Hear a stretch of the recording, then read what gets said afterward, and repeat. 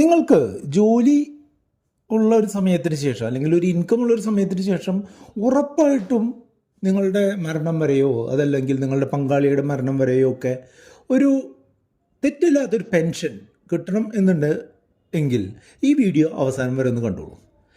റെഗുലറായിട്ട് life time ഫുള്ളായിട്ട് നമുക്കൊരു റെഗുലർ ഇൻകം എന്നുള്ള രീതിയിൽ ഇമ്മീഡിയറ്റ് ആനുവിറ്റി ഓപ്ഷൻ അല്ലെങ്കിൽ ഇമ്മീഡിയറ്റ് ആയിട്ട് പെൻഷൻ കിട്ടുന്ന രീതിയിലുള്ള ഒരു സംവിധാനത്തിനെ പറ്റിയിട്ടാണ് ഇന്ന് ഈ വീഡിയോയിലൂടെ പറയുന്നത്. മറ്റൊന്നുമല്ല, LICയുടെ ഏറ്റവും പുതിയ സ്മാർട്ട് പെൻഷൻ പ്ലാൻ 879 എന്ന പ്ലാൻ നമ്പറിലുള്ള ഈ പ്ലാനിൻ്റെ ഫീച്ചറുകളെയും അതിൻ്റെ ഗുണങ്ങളെയും ദോഷങ്ങളെയും അതോടൊപ്പം തന്നെ എൻ്റെ സജഷനും ആണ് ഇതിൽ പറയുന്നത്. ഇതിൽ ഒരു പ്രത്യേക സിനാരിയോയിൽ നമ്മൾക്ക് എങ്ങനെ ഒരു 50,000 രൂപയൊക്കെ വെച്ച് മാസം പെൻഷൻ മേടിക്കാം എന്നുള്ളതും ഒരു എക്സാമ്പിളായിട്ട് പറയുന്നുണ്ട്. എപ്പോഴും LICയുടെ പല പ്ലാനുകളെയും മോശമെന്ന് നമ്മൾ വിധി എഴുതിയിട്ടുണ്ട്. അതിന് കാരണം എന്താണെന്ന് വെച്ചാൽ ആളുകൾ LIC ഏജൻറ്റുമാരും അവരുടെ ഡെവലപ്മെൻറ്റ് ഓഫീസർമാരും ഒക്കെ ആളുകളെ മിസ്സെല്ല് ചെയ്തുകൊണ്ട് ഇങ്ങനൊരു സംഗതി അവരുടെ ഒരു പ്രത്യേക പോളിസി ഉണ്ട് എന്നുണ്ടെങ്കിൽ നിങ്ങൾക്ക് ബാക്കി എല്ലാ കാര്യങ്ങളും ഓക്കെ ആവും എന്നുള്ള തരത്തിലുള്ളൊരു തെറ്റിദ്ധാരണ പരത്തുന്ന രീതിയിലുള്ള സെയിൽ പല പദ്ധതികളിലും നടത്തിയിട്ടുണ്ട് എന്നുള്ളത് കൊണ്ടാണ് അങ്ങനെ പല പദ്ധതികളും മോശമാണ് എന്നുള്ള രീതിയിലുള്ള വീഡിയോകളും നമ്മൾ ചെയ്യേണ്ടി വന്നിട്ടുള്ളത്. പക്ഷേ LIC ചേഞ്ച് ചെയ്തുകൊണ്ടിരിക്കുകയാണ് എന്ന് വേണമെങ്കിൽ പറയാം. LICയുടെ പോളിസികൾ കൂടുതൽ അട്രാക്റ്റീവായി മാറിക്കൊണ്ടിരിക്കുകയാണ്. പഴയ എൻഡോമെൻറ്റ് പ്ലാനുകളേക്കാളും മണി ബാക്ക് പ്ലാനുകളേക്കാളും ഒക്കെ അട്രാക്റ്റീവായിട്ടുള്ളതും ഫ്ലെക്സിബിളായിട്ട് ഓരോ ആളുകൾക്കും യോജിക്കുന്ന തരത്തിലുള്ള ഓപ്ഷനുകൾ സെലക്ട് ചെയ്യാൻ പറ്റുന്ന പോളിസികൾ ആയിട്ട് LIC എടുത്ത് വരുന്നത് ഒരു ശുഭകരമായിട്ടുള്ള കാര്യമാണ്. എന്തൊക്കെ പറഞ്ഞാലും മറ്റൊരു ഇൻഷുറൻസ് കമ്പനിക്കും കൊടുക്കാൻ പറ്റാത്ത കേന്ദ്ര ഗവൺമെൻറ്റിൻ്റെ ഒരു സോവറിൻ ഗ്യാരണ്ടി, നിങ്ങളുടെ പണം നഷ്ടമാവില്ല എന്നുള്ള തരത്തിലുള്ള ഒരു ഗ്യാരണ്ടി കൊടുക്കാൻ പറ്റുന്ന ഏക സ്ഥാപനമാണ് LIC എന്നുള്ളത് ഞാൻ പറയാതെ തന്നെ നിങ്ങൾക്കറിയാം. അതുകൊണ്ട് തന്നെ നിങ്ങൾക്ക് ഈ സ്മാർട്ട് പെൻഷൻ പ്ലാൻ എന്ന് പറഞ്ഞിട്ടുള്ള LICയുടെ പുതിയ പോളിസി യോജിക്കുമോ എന്നുള്ളതൊന്ന് നോക്കാം.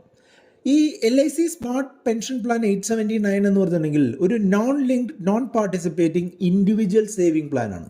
അതായത് ഇത് മാർക്കറ്റുമായിട്ടോ മറ്റുള്ള സംവിധാനങ്ങളുമായിട്ടോ ഒന്നും ലിങ്ക് ചെയ്തിട്ടുള്ളതല്ല. അതായത് നമ്മൾക്ക് ഈ പോളിസി ചേരുന്ന സമയത്ത് നമ്മളോട് എന്തൊക്കെ ബെനിഫിറ്റ്സ് പറയുന്നു അതെല്ലാം നിങ്ങൾക്ക് കിട്ടാൻ നിങ്ങൾക്ക് അർഹതയുണ്ട് എന്നുള്ളതാണ്. ഇതൊരു സിംഗിൾ പ്രീമിയം പദ്ധതിയാണ്. സിംഗിൾ പ്രീമിയം എന്ന് പറഞ്ഞിട്ടുണ്ടെങ്കിൽ നമ്മൾ ഒരൊറ്റ തവണ മാത്രം നമ്മളുടെ കയ്യിലുള്ള ഒരു ലംസം എമൗണ്ട് ഇടുകയും അതിനെ തുടർന്ന് ഒരു ഇമ്മീഡിയറ്റ് ആനുവിറ്റി നമുക്ക് തുടർന്നുള്ള മാസങ്ങളിലോ തുടർന്നുള്ള വർഷങ്ങളിലോ നമ്മൾക്ക് ഒരു ബെനിഫിറ്റ്സ് ഒരു പെൻഷൻ രീതിയിൽ നമുക്ക് കിട്ടുക എന്നുള്ളതാണ് ഇതിൻ്റെ പ്രത്യേകത.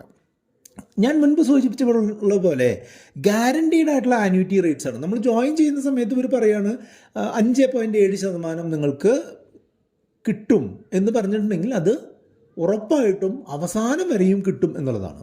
അതുകൊണ്ട് തന്നെ ഒരു ഫിക്സഡ് ആയിട്ട് നമുക്ക് പ്രെഡിക്റ്റ് ചെയ്യാൻ പറ്റുന്ന, നമുക്ക് ഉറപ്പായിട്ട് പറയാൻ പറ്റുന്ന റിട്ടേൺ ഉറപ്പുവരുത്തുന്ന പോളിസികളാണ് ഈ LICയുടെ ഈ സ്മാർട്ട് പെൻഷൻ പ്ലാൻ എന്ന് പറഞ്ഞിട്ടുള്ള പോളിസി. ഈ പോളിസി നമുക്ക് രണ്ട് തരത്തിലാണ് പ്രധാനമായിട്ട് എടുക്കാനായിട്ട് പറ്റും. ഒന്ന് സിംഗിൾ ലൈഫ് പെൻഷൻ, അതായത് പോളിസി ഹോൾഡറുടെ മരണം വരെയോ മാത്രമോ, അതല്ലാന്നുണ്ടെങ്കിൽ ജോയിൻറ്റ് ലൈഫ് പെൻഷൻ, നിങ്ങളും നിങ്ങളുടെ ഭർത്താവോ ഭാര്യയോ അല്ലെങ്കിൽ നിങ്ങളും നിങ്ങളുടെ കുട്ടികളോ നിങ്ങളും നിങ്ങളുടെ ഗ്രാൻഡ് ചിൽഡ്രൻസോ നിങ്ങളും നിങ്ങളുടെ പാരൻസുമോ എങ്ങനെയാണെങ്കിൽ ആ ഒരു രീതിയിലുള്ള പെൻഷൻ രീതി കൊടുക്കുന്നതാണ് ഇത്തരം പോളിസികൾ. പല പേ ഔട്ട് ഓപ്ഷനുകളുണ്ട് എന്നുള്ളതാണ് ഇതിൻ്റെ മറ്റൊരു പ്രത്യേകത. അതായത് ഇയർലി നിങ്ങൾക്ക് പണം പെൻഷൻ കിട്ടുന്ന രീതിയിൽ, അതല്ലെങ്കിൽ 6 മാസം കൂടുമ്പോൾ പെൻഷൻ കിട്ടുന്ന രീതിയിൽ, 3 മാസം കൂടുമ്പോൾ പെൻഷൻ കിട്ടുന്ന രീതിയിൽ, മന്ത്ലി പെൻഷൻ കിട്ടുന്ന രീതിയിലൊക്കെ നമുക്കിതിൽ നിന്ന് പണം പിൻവലിക്കാം എന്നുള്ളതാണ്. പക്ഷേ എപ്പോഴും ഏറ്റവും മികച്ച റിട്ടേൺ കിട്ടുക ഇയർലി ഉള്ള പെൻഷൻ കിട്ടുന്ന സംവിധാനത്തിലാണ്. ഹാഫ് ഇയർലി 6 മാസം കൂടുമ്പോൾ ഉള്ള സംവിധാനത്തിലാണെന്നുണ്ടെങ്കിൽ ഏകദേശം 1% നമുക്ക് നഷ്ടം വരും. ക്വാർട്ടർലി നിങ്ങൾക്ക് ഇതിൻ്റെ ബെനിഫിറ്റ്സ് വേണമെന്നുണ്ടെങ്കിൽ ഏകദേശം 2% നഷ്ടം വരും. മന്ത്ലിയാണ് നിങ്ങളിതിൻ്റെ ബെനിഫിറ്റ്സ് പെൻഷൻ രൂപത്തിൽ എടുക്കുന്നതെന്നുണ്ടെങ്കിൽ ഇയർലി കിട്ടുന്നതിനേക്കാൾ ഏകദേശം 4% നഷ്ടം വരുന്നതായിട്ട് കാണുന്നുണ്ട്. കൃത്യമായിട്ടുള്ള നമ്പേഴ്സ് നിങ്ങളുടെ ഈ പോളിസി ഡോക്യുമെൻ്റ് നോക്കിയാലാണ് നിങ്ങൾക്ക് മനസ്സിലാവുക, അല്ലെങ്കിൽ അവരുടെ പ്രൊജക്ഷൻസ് നോക്കിക്കഴിഞ്ഞാൽ നിങ്ങൾക്ക് മനസ്സിലാവും. എപ്പോഴും ഞാൻ പറയാതെ തന്നെ നിങ്ങൾക്കറിയാവുന്ന പോലെ കൂടിയൊരു എമൗണ്ട് നിക്ഷേപിക്കുകയാണെങ്കിൽ നമ്മുടെ ബെനിഫിറ്റ്സും അതിനനുസരിച്ച് കൂടുന്നുണ്ട്. ഇത് കൂടാതെ ഇതിൻ്റെ ഡെത്ത് ബെനിഫിറ്റും ഇതിന് പല ഓപ്ഷനുകളിലായിട്ടുണ്ട്. ഇതിന് 21 ആനുവിറ്റി ഓപ്ഷനുകളാണുള്ളത്. അതാണ് ഞാൻ പറഞ്ഞത്, ഓരോരുത്തർക്കും വേണ്ട രീതിയിൽ നമ്മൾക്ക് ഈ പോളിസികളെ 21 തരത്തിൽ അഡ്ജസ്റ്റ് ചെയ്യാം എന്നുള്ളതാണ്. ഉദാഹരണമായിട്ട് പറയുകയാണെന്നുണ്ടെങ്കിൽ സിംഗിൾ ലൈഫ് എന്നുള്ള രീതിയിൽ ഉള്ള ഓപ്ഷൻ ഉണ്ട്. അതായത് ഞാൻ ഈ പോളിസിയിലൊരു ഫിക്സഡ് എമൗണ്ട് അടച്ച് ചേരുന്നു, എൻ്റെ മരണം വരെ എനിക്ക് പെൻഷൻ കിട്ടുന്നു, മരിക്കുന്ന സമയത്ത് എനിക്കൊരു ലംസമായിട്ടുള്ള ഒരു ഡെത്ത് ബെനിഫിറ്റ് കിട്ടുന്നു, അങ്ങനെയുള്ള രീതിയിൽ. അതല്ലെങ്കിൽ single life annuity with return.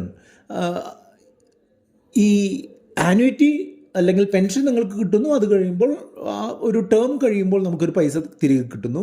Increasing annuity അല്ലെങ്കിൽ പെൻഷൻ ഓരോ വർഷം കഴിയുന്തോറും 3%, 6% വെച്ച് ഇൻക്രീസ് ചെയ്യുന്ന രീതിയിൽ നിങ്ങൾക്ക് ചെയ്യാം.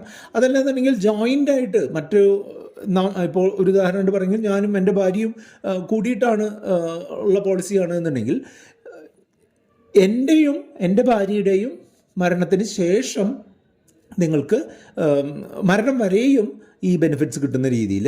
അതുപോലെ അതിൻ്റെ തന്നെ റിട്ടേൺ ഓഫ് പർച്ചേസ് പ്രൈസ് എന്ന് പറഞ്ഞുള്ള രീതിയിലുള്ള പോളിസിയുണ്ട്. അതായത് നമ്മൾ 2 പേര് ചേർന്നിട്ടുള്ളൊരു പോളിസിയാണ്. നമ്മൾ 2 പേരുടെയും മരണത്തിന് ശേഷം നോമിനിക്ക് ഈ എത്ര രൂപയാണ് അടച്ചത് അത് തിരികെ കിട്ടുന്ന രീതിയിലുള്ള പോളിസികളും ഇതിൽ അവൈലബിൾ ആണ്. അതായത് 21 ഡിഫറെൻറ്റ് ഓപ്ഷനുകളാണുള്ളത്. അതിൽ നിങ്ങൾക്ക് യോജിക്കുന്ന ഓപ്ഷൻ ഏതാണെന്നുള്ളത് നിങ്ങളുടെ LIC ഏജൻറ്റുമായിട്ടോ അല്ലെങ്കിൽ ഓൺലൈനായിട്ടോ നിങ്ങൾക്കത് വെരിഫൈ ആവുന്നതാണ്.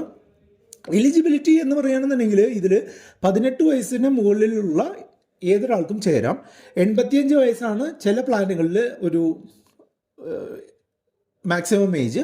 ചില പ്ലാനുകളിൽ 100 വയസ്സ് ഉള്ള ആളുകൾക്കും ചേരാമെന്നുള്ളതാണ്. മിനിമം 1 ലക്ഷം രൂപ എങ്കിലും നിക്ഷേപിക്കണം എന്നാണ് ഇതിൽ മനസ്സിലാവുന്നത്. ഇതിനെ അപ്പർ ലിമിറ്റ്, ഏറ്റവും ഉയർന്ന തുക, ഏറ്റവും കൂടിയ തുക എന്നൊന്നില്ല. നമുക്ക് എത്ര എമൗണ്ട് വേണമെങ്കിലും നമുക്ക് ഇൻവെസ്റ്റ് ചെയ്യാനായിട്ട് പറ്റും. ഈ 1 ലക്ഷം രൂപ എന്നുള്ള മിനിമം ആണ് എന്നുണ്ടെങ്കിലും മിക്കവാറും 1 ലക്ഷം അടച്ചുകൊണ്ട് ഇതിലേക്ക് ജോയിൻ ചെയ്യാൻ പറ്റില്ല. കാരണം എന്താണെന്ന് വെച്ചാൽ മിനിമം പെൻഷൻ 1000 രൂപയെങ്കിലും കിട്ടുന്ന രീതിയിലുള്ള സംവിധാനം വേണം എന്നാണ് ഇതിൽ പറയുന്നത്.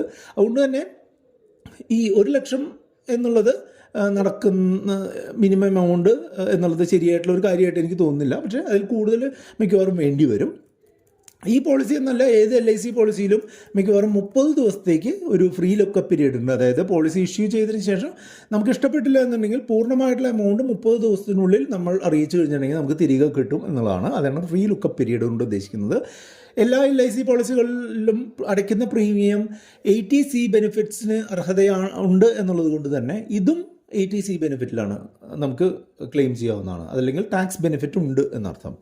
ഇതിൽ ചേർന്നിട്ടുള്ള ഒരാൾ മരിക്കുമ്പോൾ അയാളുടെ നോമിനിക്ക് കിട്ടുന്ന ഡെത്ത് ബെനിഫിറ്റ് ടാക്സ് ഫ്രീ ആണ്. പക്ഷേ നിങ്ങൾ ശ്രദ്ധിക്കേണ്ടത്, നമ്മൾക്ക് കിട്ടുന്ന പെൻഷൻ എമൗണ്ട് ഓരോ മാസമോ ഓരോ വർഷമോ കിട്ടുന്ന പെൻഷൻ എമൗണ്ട് നമ്മളുടെ ഇൻകം ടാക്സിനോട് കൂടി കൂട്ടുകയും അതിനനുസരിച്ച് ടാക്സ് ലാബിനനുസരിച്ച് നമ്മൾക്ക് ടാക്സ് ആവുകയാണ് ചെയ്യുക.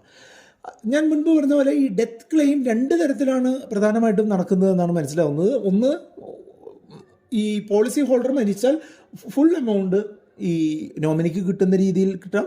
അതല്ലാന്നുണ്ടെങ്കിൽ 5 വർഷം, 10 വർഷം, 15 വർഷമൊക്കെ ഓരോ വർഷവും കിട്ടുന്ന രീതിയിലും ഇത് കൊടുക്കാറുണ്ട്. ഇപ്പോൾ ഒരു ഉദാഹരണമായിട്ട് പറയുകയാണെങ്കിൽ 60 വയസ്സായിട്ടുള്ള ഒരാൾ 1 കോടി രൂപ പോളിസി എടുക്കുകയാണെന്ന് കരുതുക. അപ്പോൾ 60 വയസ്സായാൽ അയാൾക്ക് കിട്ടിയിട്ടുള്ള പണം 1 കോടി രൂപ ഇൻവെസ്റ്റ് ചെയ്തു എന്ന് കരുതുക. അത് 1 കോടി മാത്രമല്ല, സാധാരണ ഇന്ത്യക്കാരനാണെന്നുണ്ടെങ്കിൽ 1,80,000 രൂപ, 18% GST വരുന്നുണ്ട്. അതായത് 1 കോടി 1,80,000 രൂപ ഒരു പ്രീമിയം അടയ്ക്കേണ്ടതായിട്ട് വരും.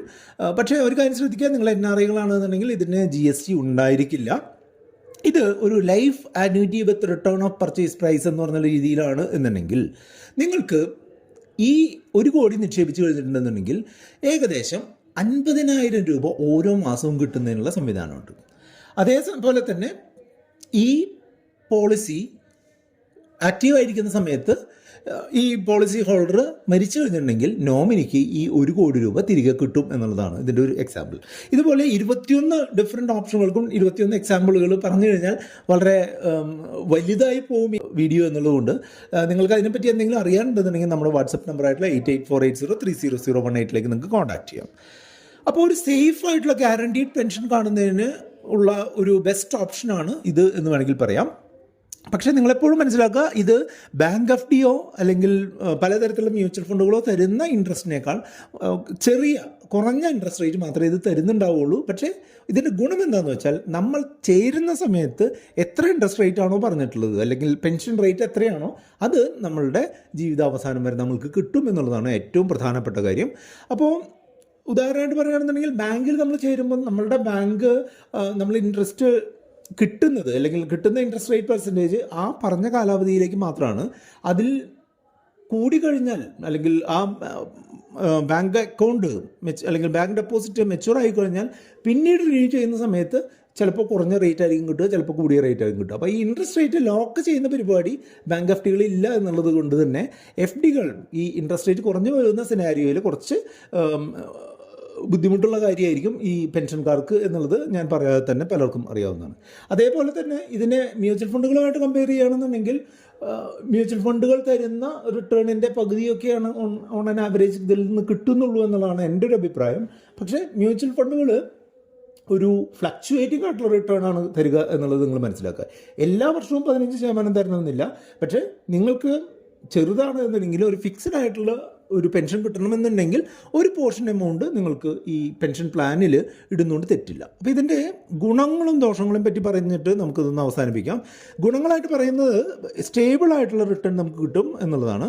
അതോടൊപ്പം തന്നെ ഇതിൻ്റെ 21 ഡിഫറെൻറ്റ് കോമ്പിനേഷനുകൾ വഴി നമുക്ക് ആവശ്യമുള്ള ഓപ്ഷനുകൾ സെലക്ട് ചെയ്യാം എന്നുള്ളതാണ്.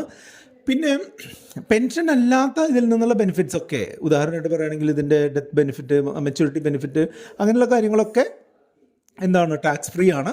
അതോടൊപ്പം ATC ബെനിഫിറ്റ്, നമ്മൾ അടയ്ക്കുന്ന തുകയ്ക്ക് ATC പ്രകാരമുള്ള ടാക്സ് കിഴിവ് ലഭിക്കും എന്നുള്ളതും കൂടെ നിങ്ങൾ മനസ്സിലാക്കുക. ഇതിൻ്റെ ദോഷങ്ങൾ നിങ്ങൾ പ്രത്യേകിച്ച് മനസ്സിലാക്കണം. ഇതിൽ നിന്ന് കിട്ടുന്ന റിട്ടേൺ മാത്രം ഉപയോഗിച്ചുകൊണ്ട് നിങ്ങൾക്ക് ഇൻഫ്ലേഷനെ ബീറ്റ് ചെയ്യാനായിട്ട് പറ്റില്ല. ഉദാഹരണമായിട്ട് പറയുകയാണെങ്കിൽ, ഇന്ന് 100 രൂപ വേണ്ട സ്ഥലത്ത് നാളെ 107, അടുത്ത വർഷം 107 രൂപ വേണ്ട തരത്തിലുള്ളൊരു കാലത്തിലൂടെയാണ് നമ്മൾ കടന്നു പോകുന്നത് എന്നുള്ളത് നിങ്ങൾക്കറിയാമല്ലോ. അപ്പോൾ ഇതിൻ്റെ ഒരു ഇൻഫ്ലേഷനെ ബീറ്റ് ചെയ്യുന്ന തരത്തിലുള്ള ഒരു റിട്ടേൺ ഇതിൽ നിന്ന് കിട്ടാറില്ല. മിക്കവാറും എല്ലാ ഓപ്ഷനുകളിലും 7% താഴെയാണ് ഇതിൽ നിന്നുള്ള റേറ്റ്. അല്ലെങ്കിൽ കോമ്പൗണ്ടൻ്റ് ആനുവൽ ഗ്രോത്ത് റേറ്റ് നോക്കുകയാണെന്നുണ്ടെങ്കിൽ FDയേക്കാളും മ്യൂച്വൽ ഫണ്ടിനേക്കാളും ഒക്കെ കുറഞ്ഞാണ് വരുന്നത്. മൂന്നാമത്തെ ഇതിൻ്റെ ദോഷമായിട്ട് എനിക്ക് പറയാനുള്ളത്, ഇതിൽ നിന്ന് കിട്ടുന്ന പെൻഷൻ ടാക്സബിൾ ആണ് എന്നുള്ളതാണ്. 10%, 20%, 30% ഒക്കെ ടാക്സബിൾ ആയിരിക്കും എന്നുള്ളതാണ് ഇതിൻ്റെ ഒരു ബുദ്ധിമുട്ട്. അതായത് നിങ്ങൾക്കിപ്പോൾ 6% ഈ പെൻഷൻ റേറ്റ് ഉണ്ട് എന്നുണ്ടെങ്കിലും 30% ടാക്സ് ബ്രാക്കറ്റുള്ള ഒരാളാണെന്നുണ്ടെങ്കിൽ എഫക്റ്റീവ്ലി നിങ്ങൾക്ക് കിട്ടുക 4.2% എന്ന് പറഞ്ഞിട്ടുള്ള കുറഞ്ഞ ഒരു പെൻഷൻ റേറ്റ് മാത്രമാണ്. അതാണ് ഇതിൻ്റെ ഒരു ദോഷം. എൻ്റെ ഒരു സജഷൻ ഇനി പറഞ്ഞുകൊണ്ട് ഈ വീഡിയോ അവസാനിപ്പിക്കുകയാണ്. എൻ്റെ ഒരു സജഷൻ പറയുകയാണെങ്കിൽ, കുറേ വലിയൊരു എമൗണ്ട് റിട്ടയർമെൻറ്റിനായിട്ട് പ്ലാൻ ചെയ്തിട്ടുള്ള ആളുടെ ഒരു ചെറിയൊരു പോർഷൻ ഈ കാര്യത്തിന് വേണ്ടി ആഡ് ചെയ്യുന്നുണ്ട്, കുഴപ്പമില്ല. ഉദാഹരണമായിട്ട് പറയുകയാണെങ്കിൽ, ഇപ്പോൾ ഒരു 5 കോടി രൂപ റിട്ടയർമെൻറ്റ് കോർപ്പസ് ഉദ്ദേശിക്കുന്ന ഒരാൾക്ക് ഒരു 1 കോടി രൂപ ഇതിനു വേണ്ടി ഉപയോഗിക്കുന്നതുകൊണ്ട് തെറ്റില്ല. കാരണം എന്താണെന്ന് വെച്ചാൽ ഇതിൻ്റെ ഒരു ലോങ് ടേം സ്റ്റെബിലിറ്റി കണ്ടുകൊണ്ടാണ്. പക്ഷേ ഇത് ഒരിക്കലും ഇത് മാത്രമായിട്ട് ഒരു പെൻഷൻ പ്ലാനിന് വേണ്ടിയിട്ട് ഈ ഒരു പോളിസി മാത്രമായിട്ട് പോകരുത്. ഞാൻ എപ്പോഴും പറയാറുള്ള പോലെ ഈ ആന്വിറ്റി സ്കീമുകൾ, ഇതുപോലുള്ള ആന്വിറ്റി സ്കീമുകൾ വേണം. നമ്മളുടെ കയ്യിൽ ഇക്വിറ്റി ബേസ്ഡ് ആയിട്ടുള്ള നിക്ഷേപങ്ങൾ വേണം, ബാങ്ക് നിക്ഷേപങ്ങൾ വേണം, പിന്നെ ഗോൾഡും റിയൽ എസ്റ്റേറ്റും പോലുള്ള നിക്ഷേപങ്ങളൊക്കെ വേണം. ഇതിൻ്റെയൊക്കെ ഒരു കോമ്പിനേഷൻ വെച്ച് പോകുന്നതിൽ അതിൻ്റെ ഒരു സെക്ഷനായിട്ട് നമുക്ക് ഈ പോളിസി കൊണ്ടുപോകുന്നതിൽ തെറ്റില്ല എന്നുള്ളതാണ് എൻ്റെ അഭിപ്രായം. ഇതിനെക്കുറിച്ച് എന്തെങ്കിലും അറിയാനുണ്ടെന്നുണ്ടെങ്കിൽ നിങ്ങൾക്ക് ഈ വീഡിയോയ്ക്ക് കമൻറ്റുകളായിട്ട് രേഖപ്പെടുത്താം. വീഡിയോ ലൈക്ക് ചെയ്യാനും കമൻറ്റ് ചെയ്യാനും കൂട്ടുകാരുമായിട്ട് ഷെയർ ചെയ്യാനും മറക്കരുത്. കൂടുതൽ എന്തെങ്കിലും അറിയാനുണ്ടെന്നുണ്ടെങ്കിൽ നമ്മുടെ വാട്സപ്പ് നമ്പറായിട്ടുള്ള 8848030018 നിങ്ങൾക്ക് കോൺടാക്റ്റ് ചെയ്യാം.